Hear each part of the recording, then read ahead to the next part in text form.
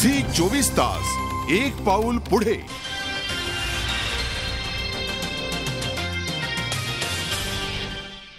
पहिली बातमी सोलापूर जिल्ह्यातील सोलापूर जिल्ह्यात सांगोला तालुक्यातल्या जनावरांना झी 24 तासच्या दणक्यानंतर चारा मिळू लागलाय।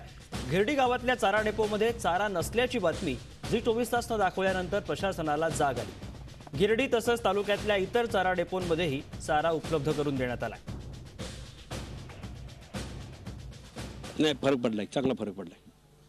फक्त चौकट पडलाय, कडलास पडलाय, कोळा पडलाय, वाडेगाव पडलाय, परत आता एकतपूरला चांगलं चालू झालंय, चौकट चांगल्या पद्धतीने चालू झाले। आता हळूहळू फरक पडत राहील। आता झी 24 तासनं या चारा छावणीचा खुलासा केला, त्यामुळे सर्व शेतकऱ्यांना चारा व्यवस्थित मिळू लागलेला आहे। वेळेवर मिळतो चारा सर्वांना।